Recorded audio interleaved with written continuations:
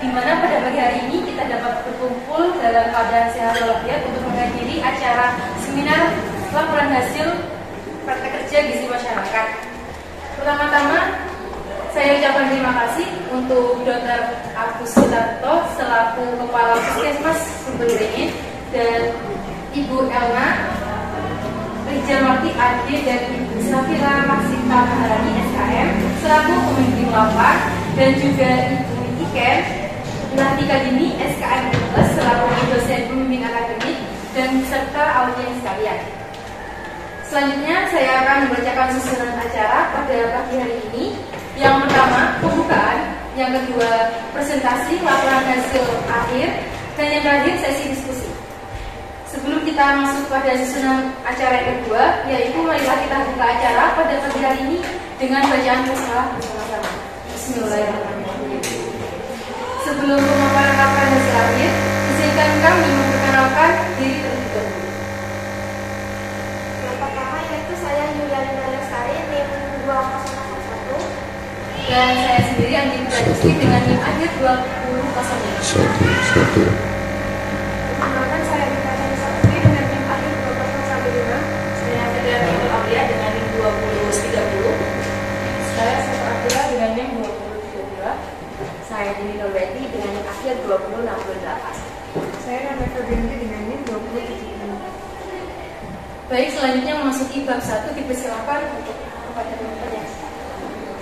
Yang pertama, bab 1 pendahuluan yang berisikan latar belakang. Nah, untuk latar belakangnya sendiri, derajat kesehatan masyarakat merupakan indikator Indonesia sehat yang meliputi morbiditas, mortalitas, dan status gizi.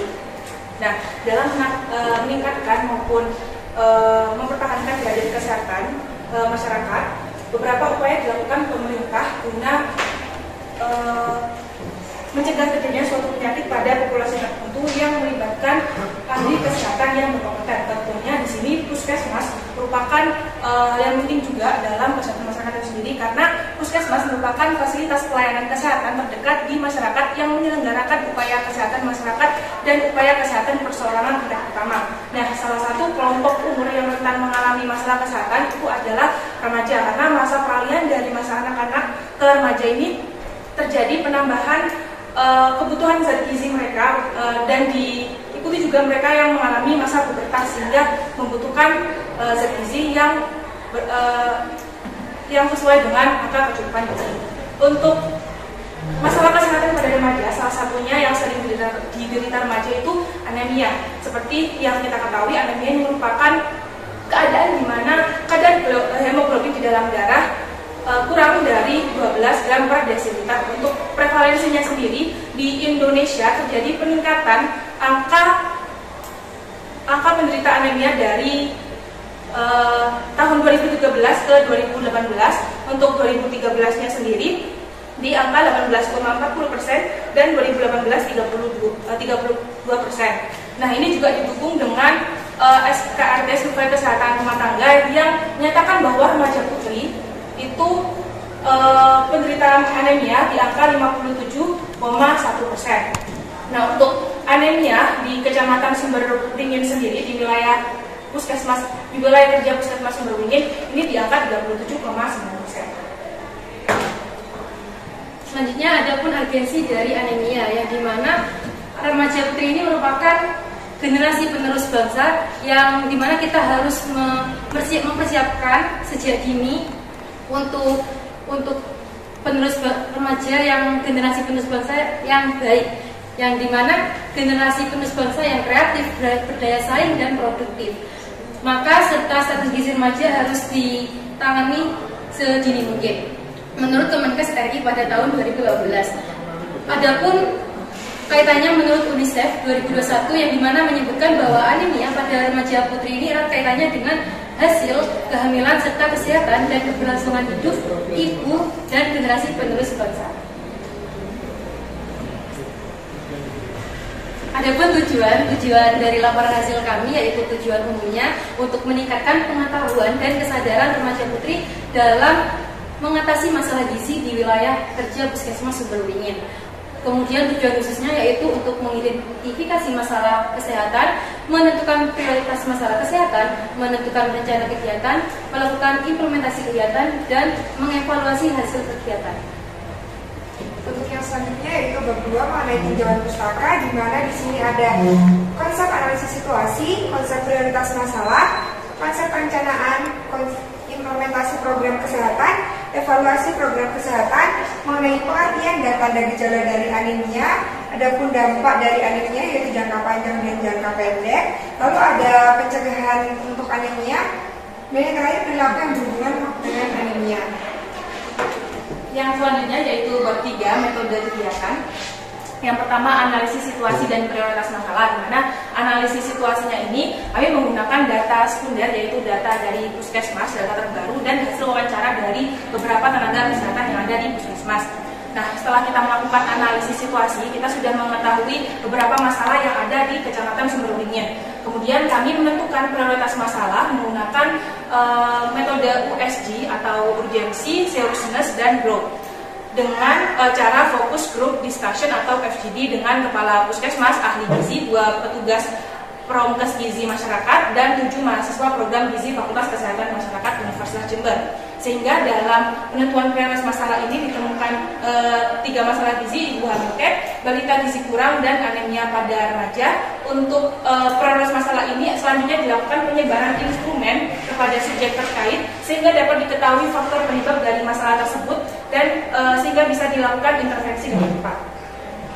Untuk jenis kegiatannya, jenis kegiatan yang dilakukan adalah penyuluhan terkait anemia dengan bantuan media seperti leaflet, poster, dan video di SMPN 1 Sumberberingin. Untuk waktu dan tempat kegiatan seperti tertera pada layar. Yang selanjutnya yaitu penentuan populasi dan sampel. Untuk populasinya sendiri yaitu remaja putri kelas 7 di SMP Negeri 1 Sumberberingin. Untuk sampelnya menggunakan sampling jenuh dengan kriteria inklusi dan eksklusi yang tertera pada layar.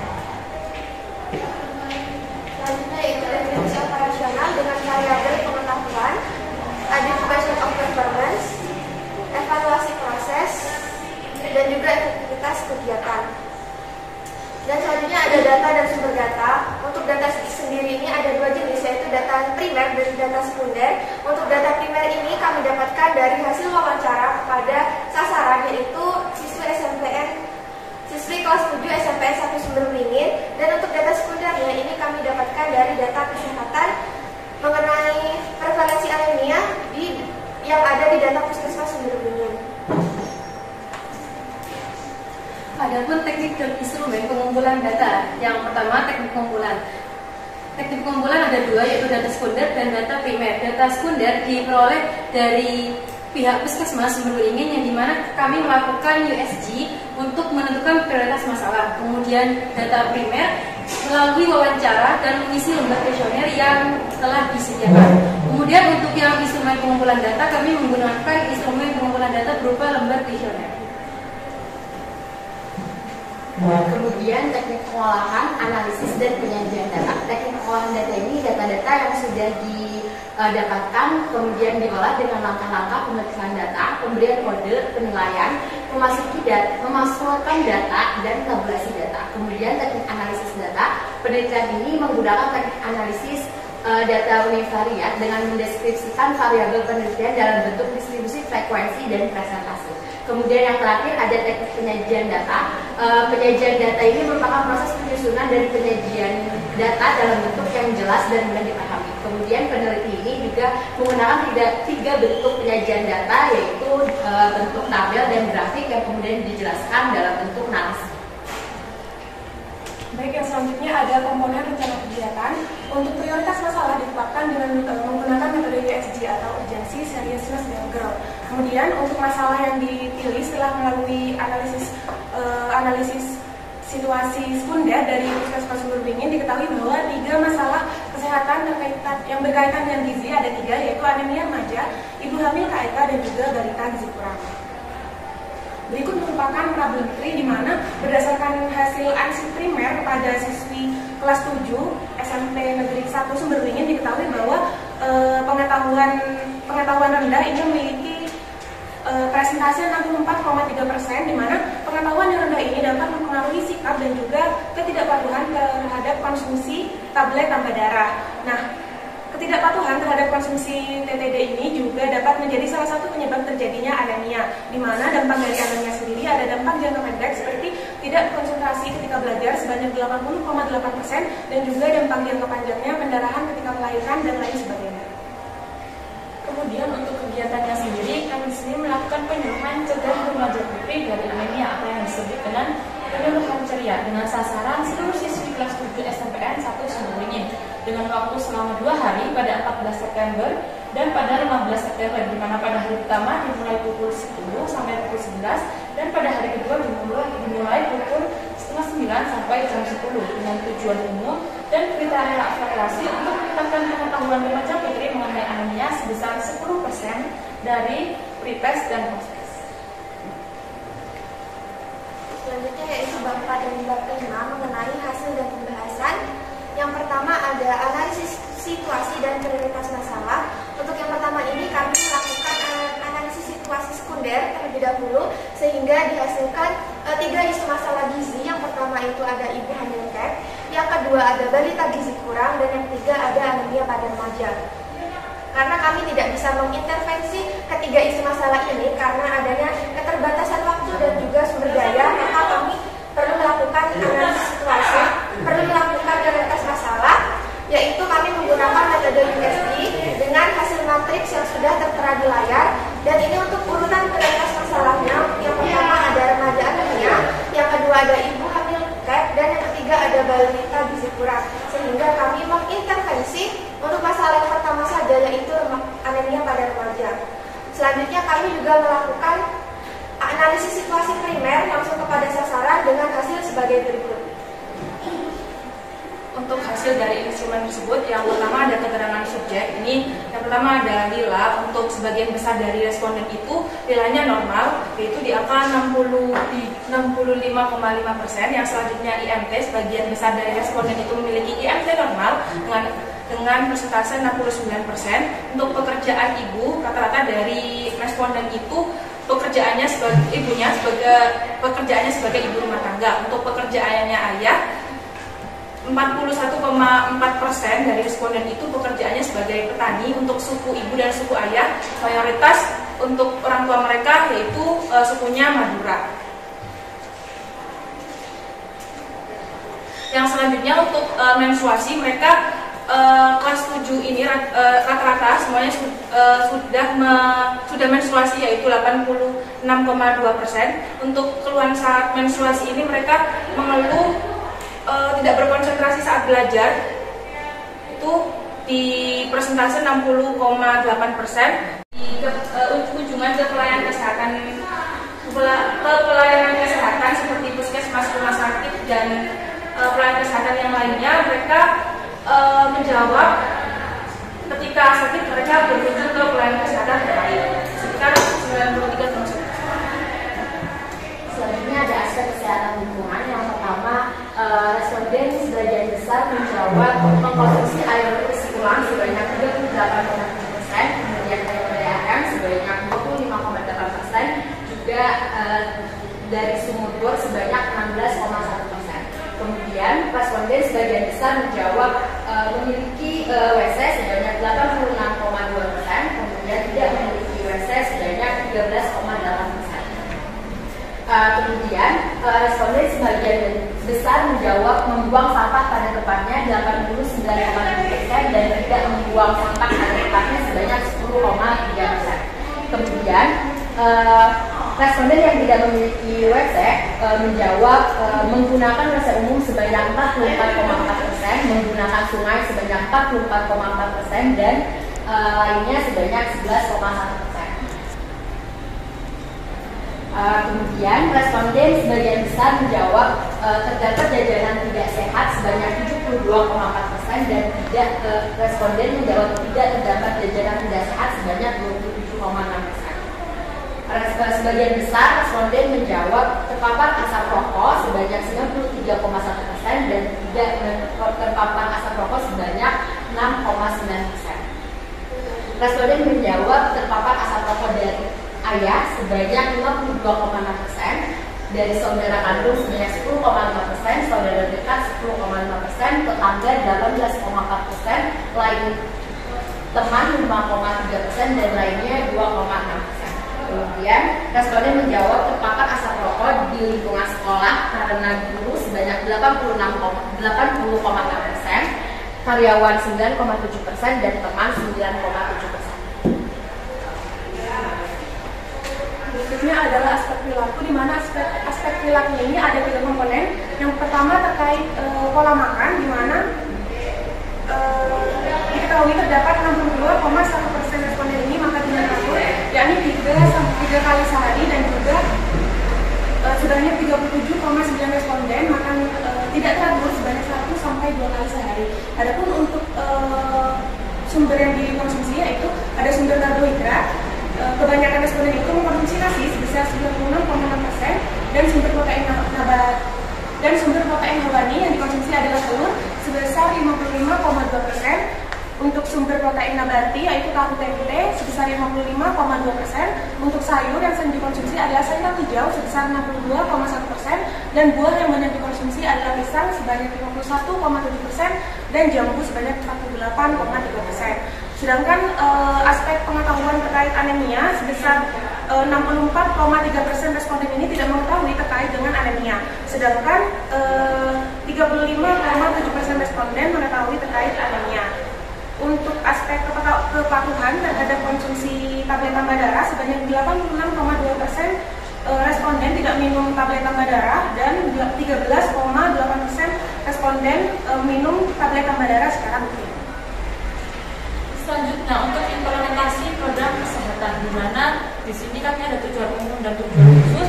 Dengan tujuan umum untuk meningkatkan pengetahuan remaja putri mengenai anemia dan pentingnya konsumsi tablet tambah darah, serta tujuan khususnya untuk mengetahui efektivitas, adequacy of performance, dan proses kegiatan dari ceria itu sendiri. Yang di sini dilaksanakan oleh kami sendiri, mahasiswa Tusi dengan jabatan tanggung jawab kelompok, sekretaris dan bendahara acara PJJ dan perlengkapan, serta masuk ke ruangan dan melakukan presensi, kemudian pembukaan kegiatan, kemudian dilaksanakan pengisian tugas yang kemudian dilanjut oleh pemaparan materi mengenai anemia. Kemudian ditutup dengan post-test, games, dan dokumentasi. Pada hari kedua, tanggal 15 September 2023, dimulai pukul 8.30 dengan peserta memasuki ruangan dan presensi, kemudian pembukaan kegiatan, kemudian sambutan oleh kepala sekolah dan dosen pendidik akademik. Selanjutnya dilanjutkan oleh seleksi duta, kemudian persiapan penentuan duta dan pembagian tablet tambah darah, dan terakhir penentuan duta dan penyemakan serepam dan ditutup dengan dokumentasi. Dan realisasi anggaran biaya seperti berikut dengan total 1.214.100.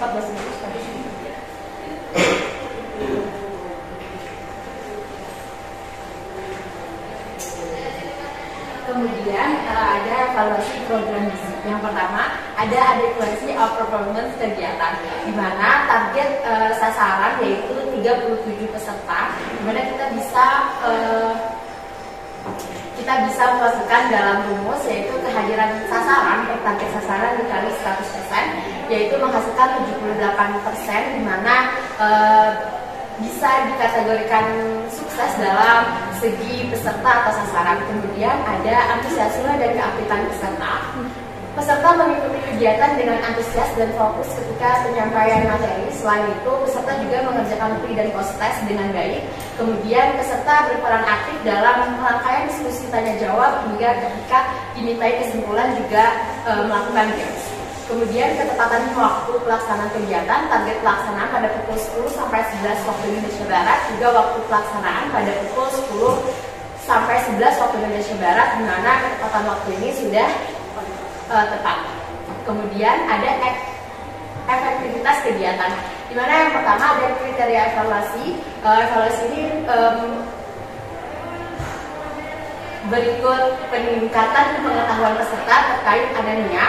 Ini bisa dinilai dari hasil pengerjaan post-test sebanyak 10 pertanyaan pilihan ganda dengan target peningkatan pengetahuan sebesar 10%. Kemudian hasil yang dicapai, yang pertama total kehadiran peserta 78%, Kemudian pada kegiatan ceria ini juga dihadiri pembimbing akademik, pembimbing lapangan, juga perwakilan guru dari SMPN 1 Sumberweli. Kemudian peserta sangat antusias menjawab pertanyaan ke materi. Saat games berlangsung, peserta dengan cepat menyelesaikannya dan juga tepat jawabannya. Kemudian yang terakhir, terdapat pembagian hadiah pada peserta yang memiliki poin keaktifan paling tinggi. Ketiga, efektivitas kegiatan ini bisa dilihat dari peningkatan pengetahuan dengan rumus post-test kurang pretest dengan hasil 12,42%, di mana hasil ini sudah melampaui dari target kita sebesar 10%.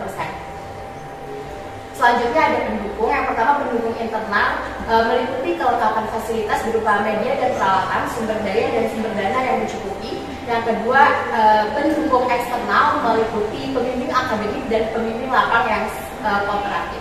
Kemudian hambatan dan solusi. Yang pertama, pada sound system yang tidak menyala saat akan digunakan. Hal ini dapat teratasi dengan cara memakai mic untuk pengeras suara media video.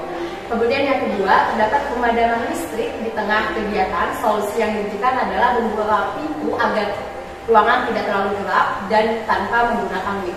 Yang ketiga, kabel proyektor terbakar pada akhir kegiatan. Hal ini diatasi dengan memutuskan kabel dari tegangan listrik yang sedang tersambung. Yang keempat, peserta tidak kondusif saat kegiatan berlangsung. Hal ini diatasi dengan mengingatkan peserta agar tetap kondusif dan melanjutkan kegiatan. Yang selanjutnya adalah bab 6 penutup. Untuk kesimpulan, berdasarkan hasil ansur sekunder diketahui bahwa terdapat 3 masalah kesehatan yang berkaitan dengan gizi, yakni balita, gizi kurang, anemia remaja, dan KIK pada ibu hamil. Untuk penentuan prioritas masalah dilakukan dengan metode USG dari 3 masalah yang telah ditemukan. Kemudian didapatkan hasil adalah anemia pada remaja putri. Untuk rencana kegiatan adalah ceria yang akan dilaksanakan pada tanggal 14 sampai 15 September 2023. Untuk hari pertama yaitu penyuluhan dan diskusi serta permainan, sedangkan hari kedua adalah penentuan duta anti anemia. Untuk target peserta adalah 37 responden siswi kelas 7 SMP 1 Sumber Dingin dengan evaluasi kegiatan menggunakan lembar pretest dan post-test. Untuk implementasi ceria hari pertama dimulai pada pukul 10 sampai 11 dengan peserta 29 siswi. Adapun hari pertama ini berfokus pada upaya peningkatan pengetahuan siswi terkait anemia serta permainan games. Hari kedua dimulai pukul 8.30 sampai pukul 10 yang dihadiri oleh 29 siswi. Untuk acara hari kedua yaitu seleksi dan penentuan duta anti anemia. Yang terakhir ada evaluasi kegiatan ceria yang dapat dilihat dari segi kehadiran dan dapat dikatakan sukses dengan adequacy of performance sebesar 78%. Nah, berdasarkan hasil pretest dan post-test, responden ini mengalami peningkatan pengetahuan sebesar 12,42%. Untuk saran ada bagi remaja putri, bagi sekolah, bagi puskesmas, dan juga bagi Fakultas Kesehatan Masyarakat Universitas Sumber. Berikut merupakan dokumentasi kami selama kegiatan berlangsung.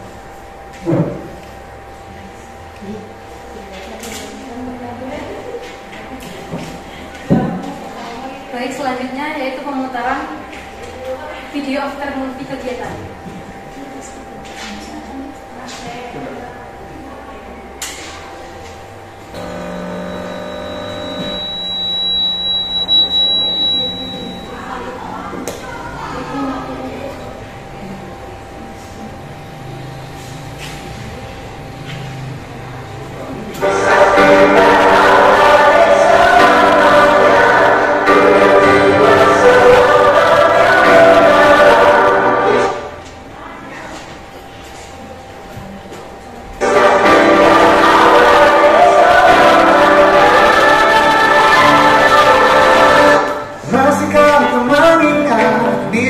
Kita masih 17,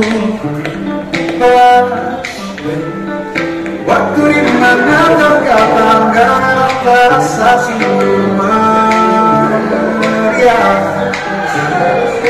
Masihkah kau mencoba untuk berat kita ketika masihkah kau ingat lagu di radio yang merdu mengudara. Kita masih sebebas itu. Dari pihak puskesmas dipersilakan kepada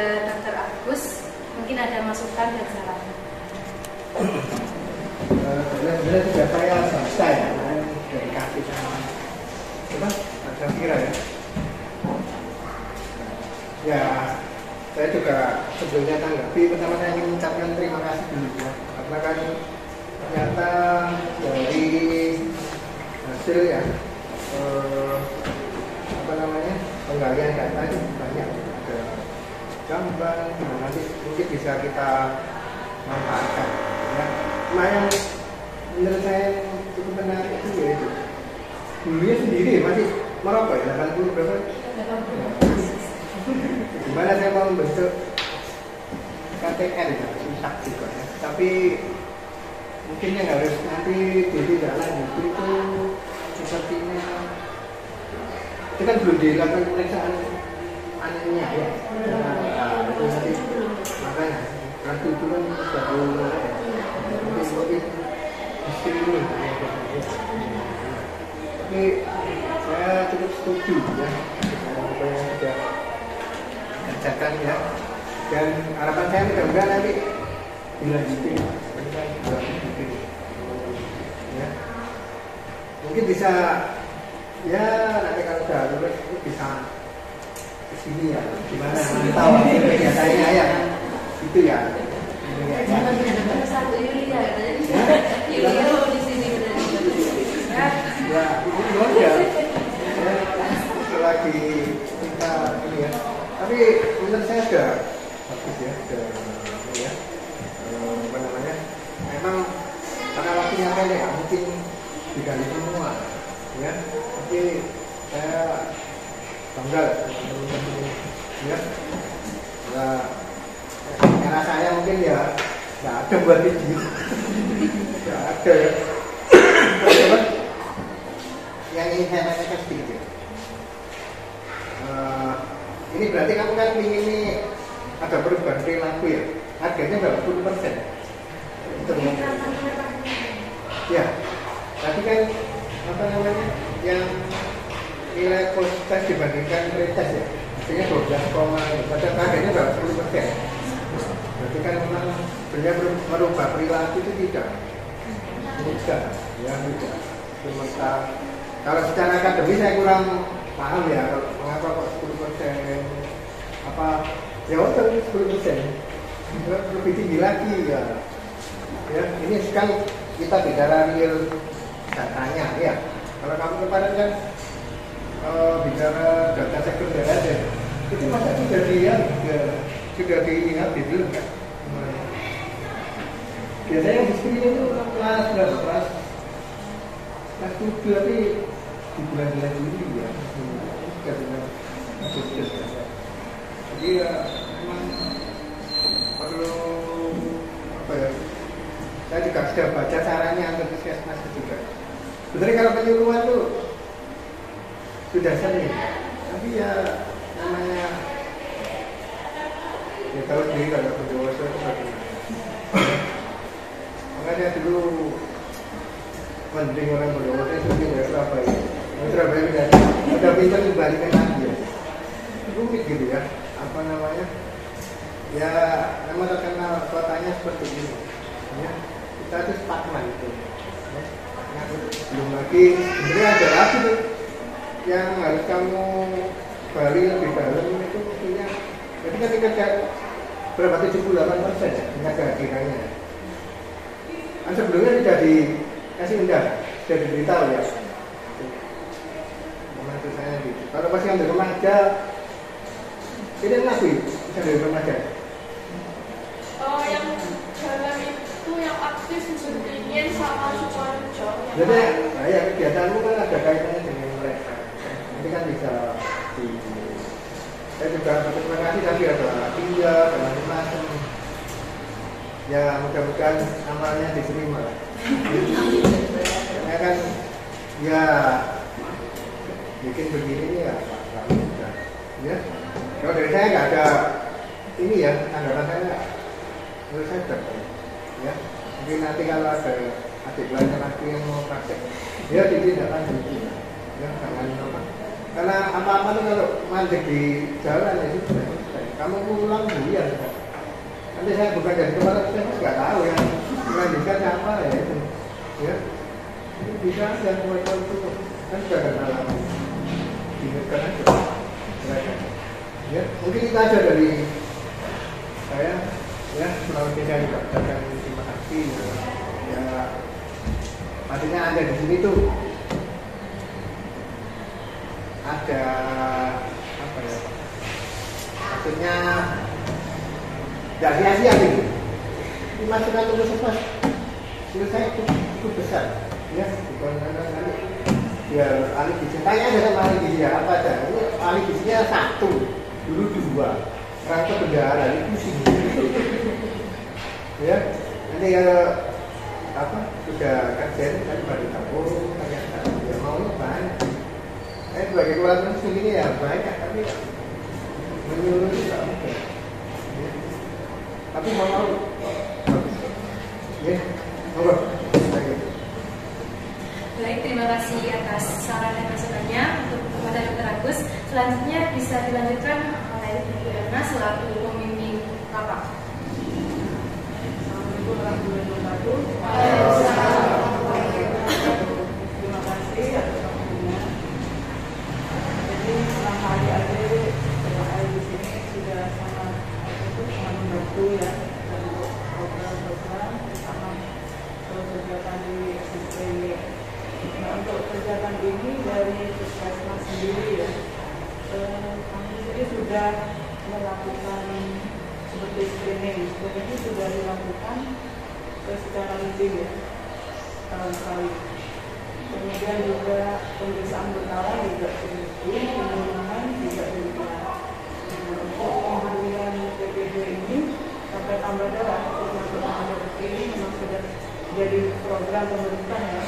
Jadi itu pemantauannya dilakukan tiap 3 bulan sekali ke semua sekolah yang ada di Kecamatan Sembringin.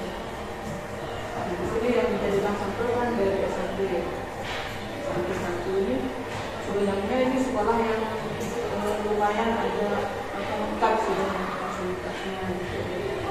Termasuk siswa-siswinya juga aktif. Cuma kekurangannya memang dalam pembelian TPD ini kan sudah rutin pemasukan, kemudian dari adik-adik sendiri juga sudah melakukan itu ya, dan ditemukan ternyata memang tidak semuanya yang itu sebagian besar tidak mengkonsumsi TPD. Padahal itu sudah dilakukan disarankan untuk tiap seminggu sekali itu mengkonsumsi TPD yang bersama ya di sekolah. Namun sepertinya hanya pada saat pemakaman saja, yang selebihnya masih belum. Itu kesadaran dari siswinya juga ya. Jadi mungkin terima kasih ya kepada adik-adik. Selanjutnya kita akan lebih pemantauannya lebih lagi ya, kita bisa benar-benar dikonsumsi. Mungkin untuk secara keseluruhan saya rasa sangat bagus menurut saya kegiatan dari ini. Mungkin itu dari saya. Terima kasih. Terima kasih banyak Ibu Erna atas saran-sarannya. Dilanjutkan ke pembimbing kedua, bimbing lawan kedua, bisa dipersilakan. Ya, assalamualaikum warahmatullahi wabarakatuh. Waalaikumsalam warahmatullahi wabarakatuh. Terima kasih atas waktunya. Di sini sebenarnya kalau aku sendiri masih baru ya di puskesmas, masih belum 2 tahun. Cuman alhamdulillah dikasih kesempatan Ibu buat bimbing adik-adik, terus ngajak kegiatan di sini tuh apa? Pengalaman yang benar-benar baru buat saya. Tapi alhamdulillah adik-adik tuh apa? Komunikasinya enak, semuanya tuh kegiatan alhamdulillah lancar. Diajak, adik kesini, siang mbak, kesini siang mbak. Jadi ya enak lah alhamdulillah. Kalau dari saya pribadi, laporannya tuh sudah sangat baik, sudah cukup membantu puskesmas juga dalam mengatasi masalah TTD anemia ini. Cuma nanti mungkin dari Promkes saya sama Mbak Ayu yang meneruskan kegiatan ini. Cuma nanti kalau ada adik-adik PKL yang selanjutnya mungkin saya lanjutkan ke adik-adik ibu. Nah nanti mungkin ya dari sarannya tadi untuk TTD-nya sudah tahu juga kan kalau di SMP 1 ada ini aksi bergizi di tiap Jumat ya yang minum TTD bersama, itu nanti bisa saya lanjutkan. Terus nanti diharapkan adiknya juga ada yang menghubungi ini dutanya juga, jadi biar nggak putus ya, dia sudah ngerti dutanya. Nanti insya Allah kalau tahun depan ada pemilihan dutanya yang baru lagi nanti tak kasih tahu juga gitu. Pokoknya komunikasinya sama puskesmas jangan cukup sampai di sini, biar kegiatannya juga berlanjut gitu ya. Tapi kalau dari aku mungkin itu aja. Terima kasih banyak untuk sumbangsihnya di puskesmas. Baik, terima kasih. Wassalamualaikum warahmatullahi wabarakatuh. Baik, terima kasih kepada Ibu Samira atas saran dan masukannya. Yang terakhir diserahkan kepada Ibu Ayu selaku perwakilan Pamkas. Assalamualaikum warahmatullahi wabarakatuh. Nama selamat ya. Sudah di ujung ini. Selama ini memang saya nggak ikut terus seperti Mbak Safira, tapi beberapa kali kegiatan dari adik-adik. Oke, untuk hasilnya ini saya rasa sudah sangat baik.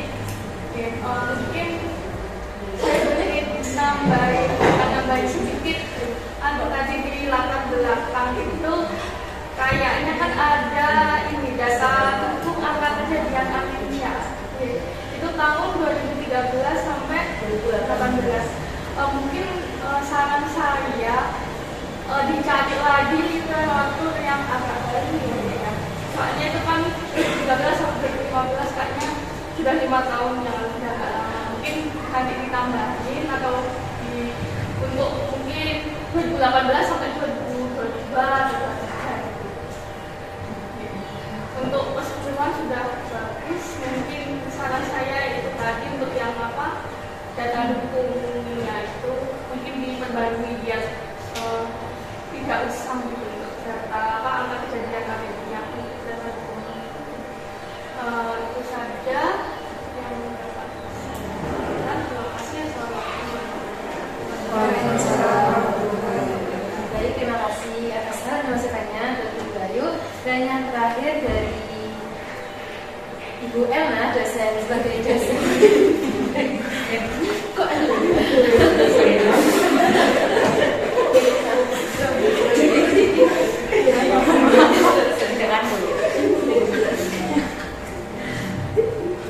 selanjutnya Ibu Ike selaku dosen pembimbing akademik dipersilakan. Baik, terima kasih Mbak. Bismillahirrahmanirrahim. Assalamualaikum warahmatullahi wabarakatuh. Waalaikumsalam warahmatullahi wabarakatuh.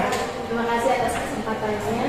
Sebelumnya saya ucapkan terima kasih pada Dr. Agus, Ibu Erna, Ibu Safira, dan juga Ibu Ayu yang sudah memberikan masukan yang sangat positif sekali bagi mungkin kegiatan dan juga laporan mahasiswa bimbingan kami, ya, mahasiswa produksi. Lalu kemudian kami ucapkan selamat, saya ucapkan selamat kepada adik-adik kelompok berapa nih ya?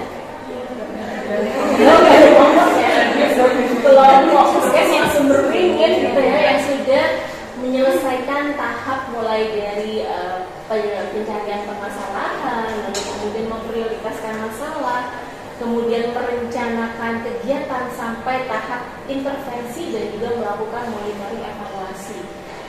Hal itu tidak mudah untuk dilakukan, tapi alhamdulillah kalian bisa melewati semua itu dalam kurun waktu 1 bulan ya kurang lebih. Selamat untuk kalian, alhamdulillah.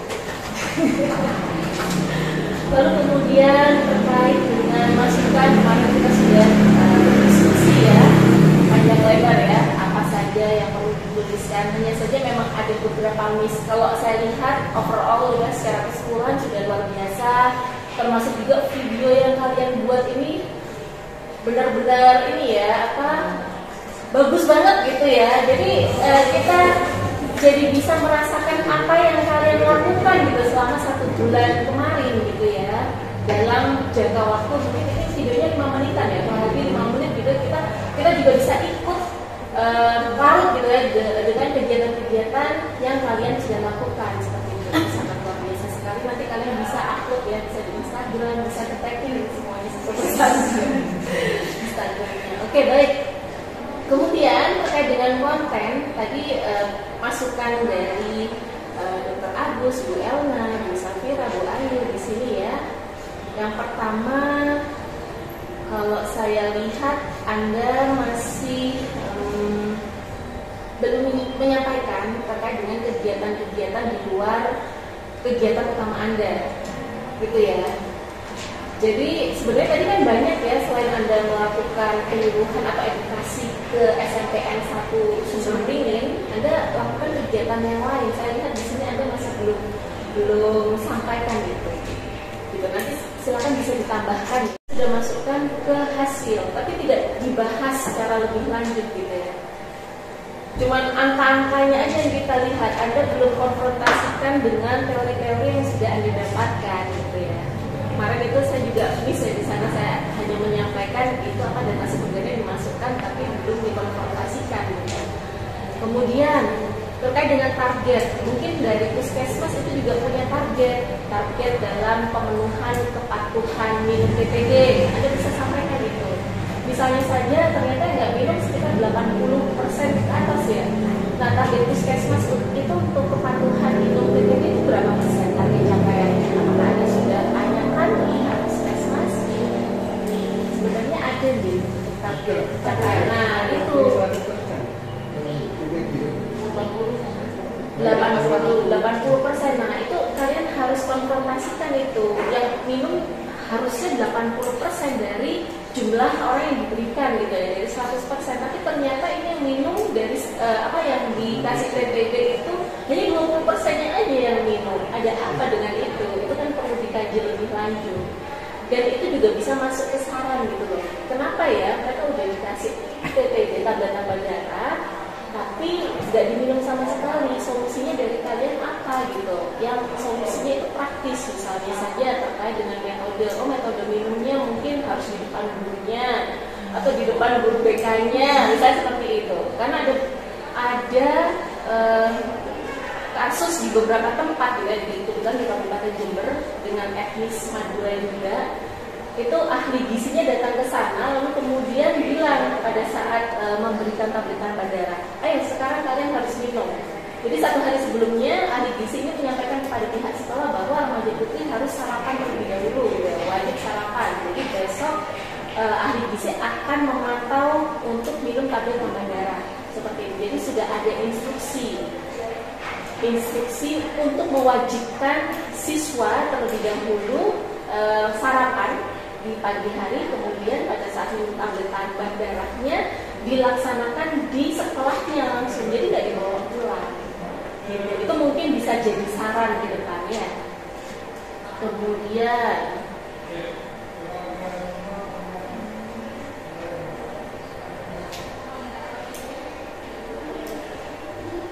saran lainnya tadi dari Bu Safira ya, jadi kalau bisa mahasiswa nggak putus ya dengan program yang sudah dilaksanakan sebelumnya. Kalian punya nomor duta anti anemia semuanya? Punya. Nah, itu perlu Anda sampaikan di saran bahwa secara berkala, misalnya 1 bulan sekali kalian mengingatkan, ayo ingat ya Dek, apa itu misalnya informasi terkait dengan anemia. Anemia itu apa? Jadi di-refresh lagi informasi-informasi tersebut. Anda bisa pakai metodenya pakai polling tahu ya. Jadi hasil pollingnya nanti kalian bisa tanyakan siapa yang sudah minum tablet tambah darah hari ini, gitu. Minum tablet atau mungkin pollingnya seperti ini. Polling terkait dengan pengetahuan anemia.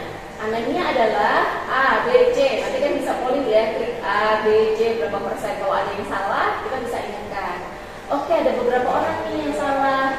Jadi kita mau ingetin lagi ya terkait dengan anemia. Setidaknya 1 pesan sekali gitu. Sekali Anda sampaikan itu 1 minggu 1 kali ada berikan pesan. Dan nggak perlu Anda datang ke tempat ke sekolah gitu. Anda cukup lewat WhatsApp aja, itu juga bisa memberikan edukasi pada mereka. Dan juga pesannya mungkin tidak hanya dalam bentuk kata-kata saja, tapi berupa gambar misalnya. Terus anak-anak kan sukanya games ya, permainan ya. Mungkin ada tebak gambar seperti itu. Kalian share tebak gambarnya. Ya adik-adik, tebak gambar apa ini? Kata apa ini? Yang tersusun dari gambar A, B, C, D, E gitu. Ada bisa buat itu. Jadi itu sebagai contoh atau saran praktis yang bisa kalian tuliskan gitu ya di saran Anda. Jadi sarannya tidak sifatnya umum. Jadi kalau misalnya sifatnya umum, akhirnya kasih PR lagi bagi puskesmas ataupun pihak sekolah, siswa gitu ya, mikir kayak gimana ya caranya aku bisa minum tablet tambah darah dengan rutin. Itu kan PR ya bagi mereka. Tapi kalau misalnya sudah ada metodenya, medianya, itu lebih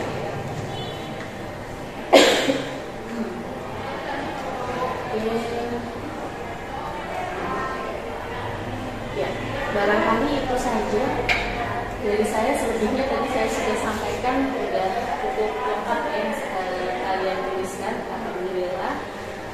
Nanti mungkin bisa dibenahi sesuai dengan masukan yang diberikan oleh masing-masing. Terima kasih. Barangkali juga saya menyampaikan permohonan maaf dokter juga mengenai kalau misalnya selama ada di sini pada saat berinteraksi ada salah kata ataupun salah tindakan, mohon dimaafkan dan semoga kedepannya kita bisa terus bekerja sama, tidak hanya dalam aspek pendidikan saja, tapi juga pengabdian masyarakat dan juga penelitian. Terima kasih, saya akhiri. Saya berikan lagi pada moderator. Saya tutup. Assalamualaikum warahmatullahi wabarakatuh. Baik, terima kasih atas saran dan masukannya.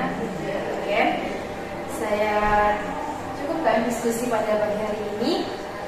Terima kasih atas saran dan masukannya. Terima kasih sekali lagi kepada Bapak Dr. Agus Sutarto dan Ibu Ken selaku dosen pembimbing akademik dan pembimbing lapang kami, dan juga Ibu Ayu. Mohon maaf jika selama acara berlangsung banyak kekurangan baik yang disengaja maupun tidak disengaja.